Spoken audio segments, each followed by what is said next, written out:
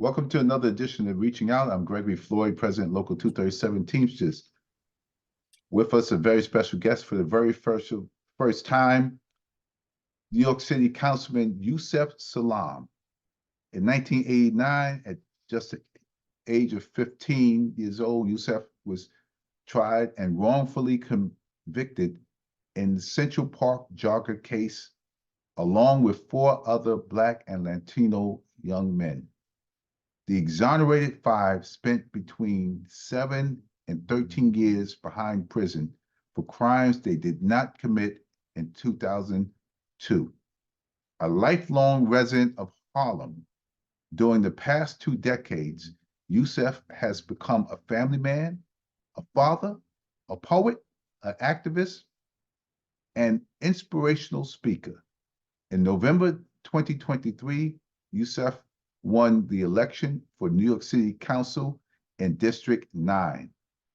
Among many achievements and honors, Yusef is the recipient of a Lifetime Achievement Award from President Barack Obama.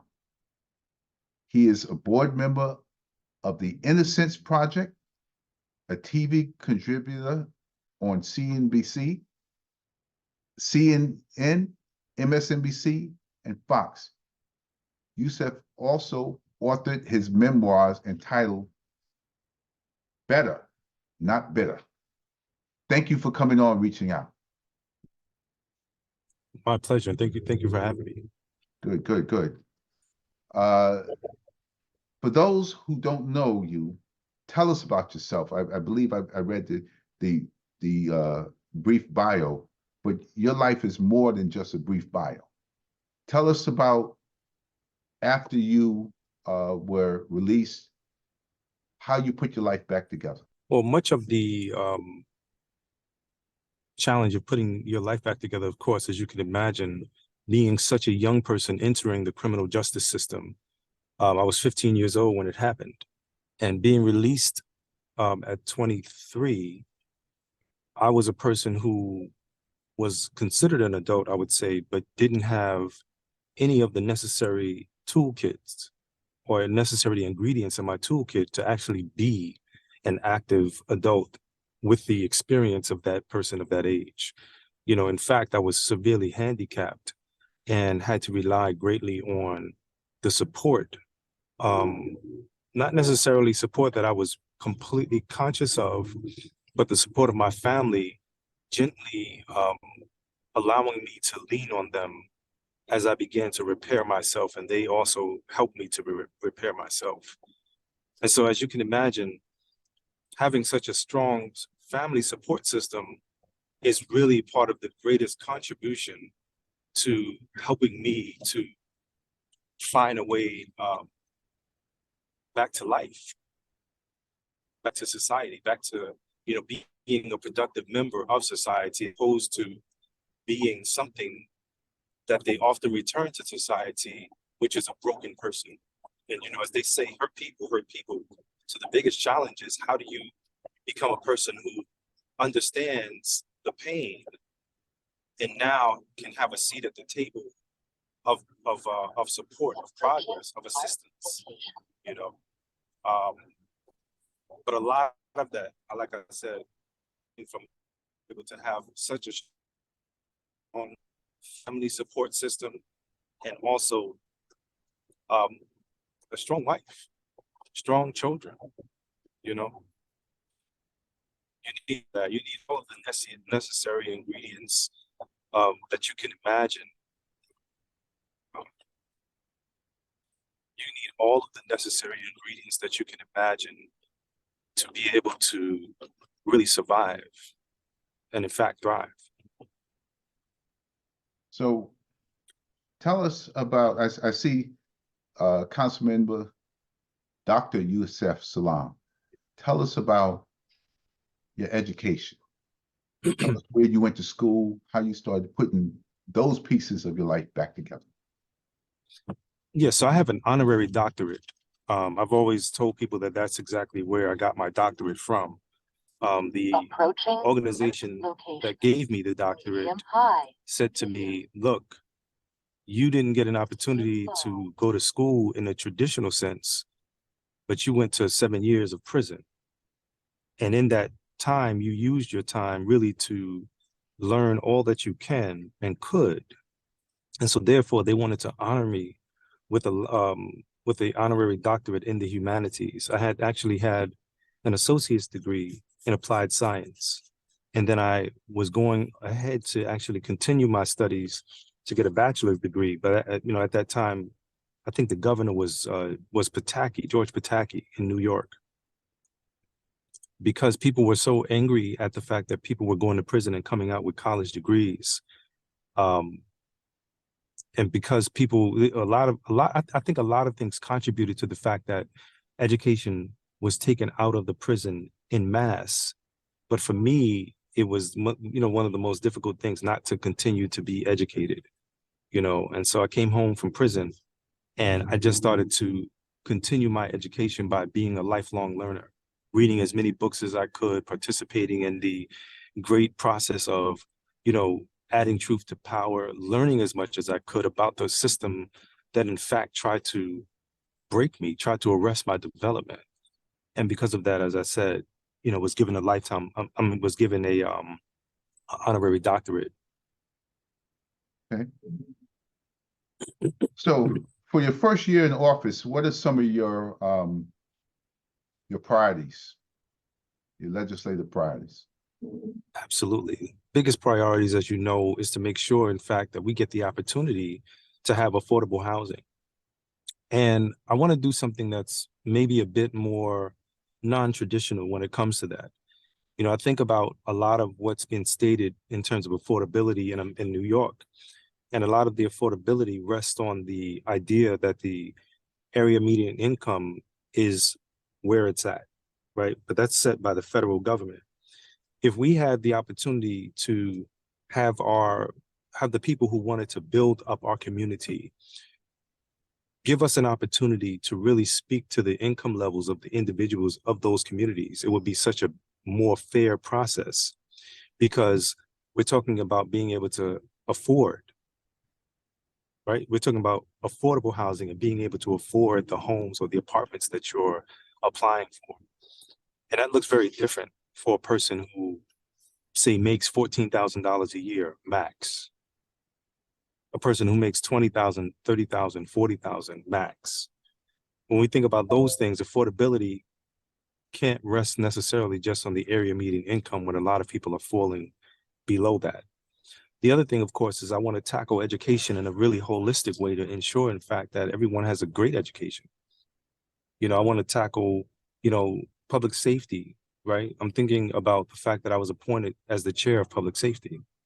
And I want to make sure that I do that position well, given my lived experiences, being able to look at the issues from a different vantage point, in fact, allowing for me to take the experiences that I've had and that many of us share and really speak truth, speak life into that system so that we can get the most gains. Okay. You are the chair, and you mentioned of the Public Safety Committee, so we're going to go past that question. But you also held your first hearing on Monday, this past Monday, as an exonerated man presiding over a hearing which the NYPD testified on wrongful convictions. What was that experience like? Any surprises? Well, I mean, it was an experience that was necessary, I would say, and it was filled with full circle moments and opportunities, I would say, for us to get it right, right? On the one hand, you have a department that is inheriting a lot of the gains and losses from yesteryear. And to be able to talk to those things and really add life to those experiences by sharing some of my very lived experiences, but also, incorporating that into the experiences of the community itself. Very, very important, very impactful. For me, I think part of maybe some of the more surprising things was, how the conversation not necessarily from the primary stakeholders, but the conversation began to shift away from the reason why we were there, talking about wrongful convictions and how do we fix and how do we mitigate those things, especially coming at it specifically from the NYPD's perspective and how they can help us to make sure that we don't have wrongful convictions in the first place. You know, as you know, the Central Park Jogger case is a case that is Central Park Jogger case is a case that has national notoriety. But the worst part about it is that because of that false accusation, like many people, when they get accused, although the system says that you're innocent until proven guilty, because we live in such a cancel culture of the day, that oftentimes the appearance of guilt or the accusation of guilt does not allow for there to be the presumption of innocence until proven guilty. And so we're up against the wall, having to constantly defend ourselves. Like right now, there's so many, what would I call it? I would call it energy. There's so much energy out there that wants to believe that the system made a mistake twice. They want to believe that the system made the mistake of exonerating us, and that the system made the mistake of then electing me to be a city councilman for the same community that I was taken away from. Very interesting when you think about those perspectives. Very, very interesting, as opposed to what true justice would be. The fact that we were exonerated, the fact that the legislation and the adjudication of our case, as it was re-examined, gave light to the fact that, I think this is wording from the DA's office themselves. They said, had we known then what we found out, what we now know, we would have never arrested them. But this is where we are. We're in this position where we're constantly still fighting for the truth. And I think as a member of our community, in a position that I am in now, I'm also fighting for the truth and for justice for our community and for our people in general in America and abroad. Now, that was just an interesting statement that you just made to me, because I never looked at it that way, but of course I don't hear everybody's point of view. That you were wrongfully, I would say, did you use the word convicted twice? Once for the crime, and then once because you were elected, and because you were wrongly accused and convicted for a crime that you did not commit. Therefore, that takes away your right to represent people in the community. That's irony. It's irony because you have every right to represent the community that you're representing. And because of the wrongful conviction, and you were able to, I would say, not let your circumstances that happened to you define who you were, you rose above that. You make a stronger candidate than any one of us, because you were able to put the broken pieces of your life together where you can function in a normal society. So I applaud you for that part of your life and moving forward. And I admire you, and I get a chance to tell you publicly, that's how I felt, and that's how I feel about the situation that you find yourself in. And I know that some of the colleagues, and I wouldn't say colleagues, some of your friends that you were wrongly convicted along with did not have that fortunate circumstance. And I don't know how they're doing because I'm not in contact with them. I see one, Corey, but for somebody to say that you don't have a right to represent the community which you were wrongfully convicted in is just asinine. So I just want to tell you, you are inspiration, your story, and you moving forward.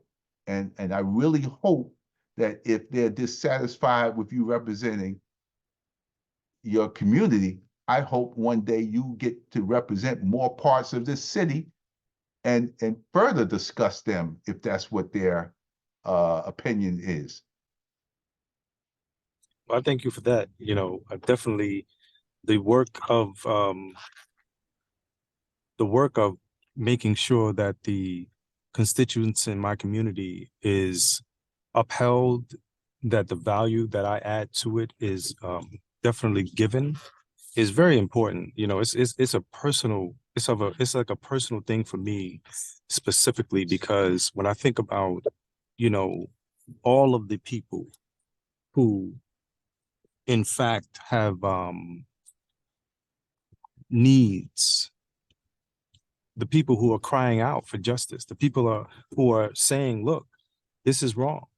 You know, they don't get the opportunity, many of them, to have the type of success or to have the type of relief, I would say. Maybe relief is a better word, but they don't get the opportunity to have the type of relief that I received, right? That type of relief that is life-giving, that gives me the opportunity to participate again, you know? They get the opportunity to go to their graves oftentimes with the grief that they've gone through, you know, the trauma that they experience. You know, we often talk about PTSD, and PTSD oftentimes is regulated or relegated rather to people who have been returning citizens from war, like they're the returning veterans of war, right? And rightly so.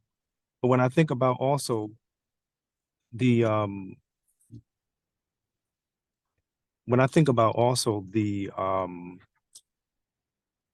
fact that those of us who were wrongfully convicted of crimes we didn't commit, the fact that when I think about the education system and how we need to have justice that is involved in it, that gives everyone the opportunity to have a very robust, life-giving education that speaks to children being the future, I can't help but think about how there's a system in place, especially in our public school systems, that speaks death upon our lives, right? And what I mean by that is that they throw dirt on our birth from the very inception of our birth by calculating how many prisons to build by the time our children are in the 3rd and 4th grade.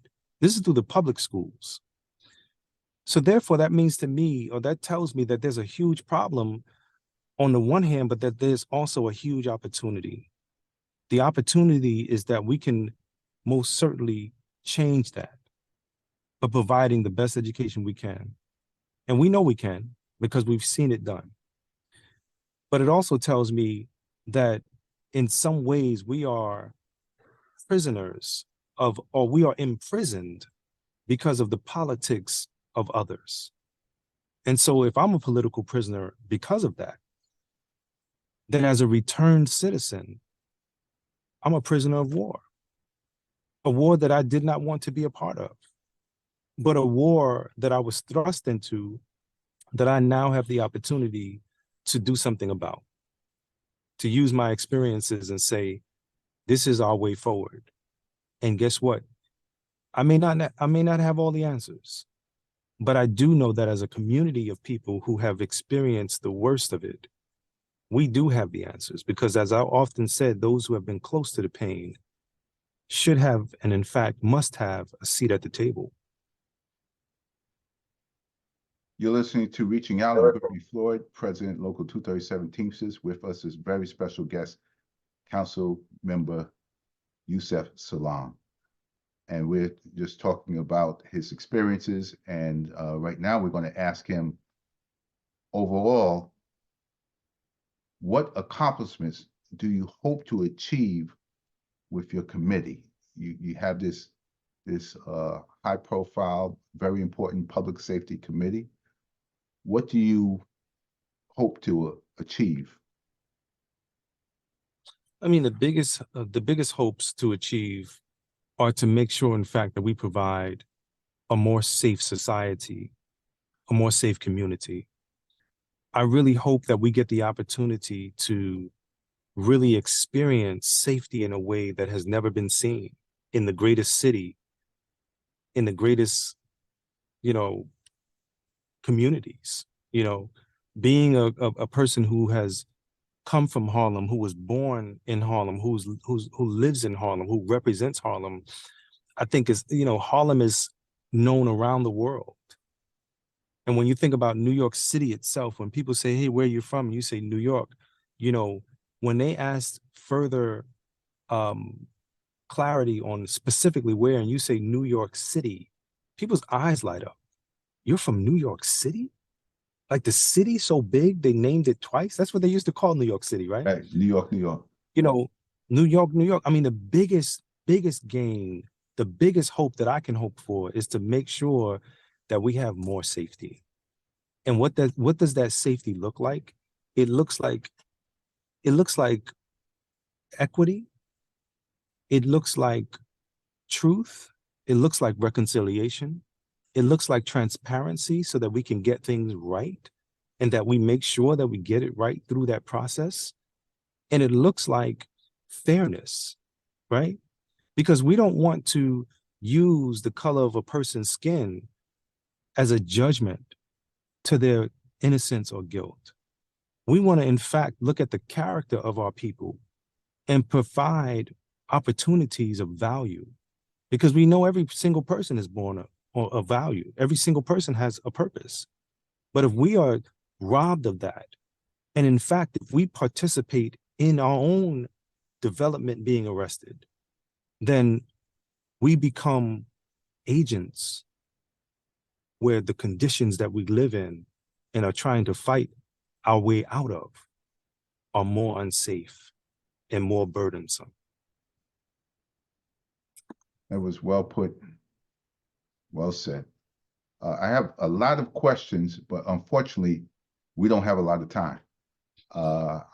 We're going to ask that you come back at your convenience. We can continue the conversation. You can come back anytime you want. If you have a message that you want to get out, unfiltered, no questions, no pushback, you feel free to come back on Reaching Out with Gregory Floyd. You have a home here to talk about whatever issues you want to talk about and bring forward to your community and the rest of the city and all of our listeners. You've been listening to Reaching Out. Gregory Floyd, President, Local 237, a very special guest, Council Member Yusef Salaam. We thank you for coming on Reaching Out. Thank you for having me.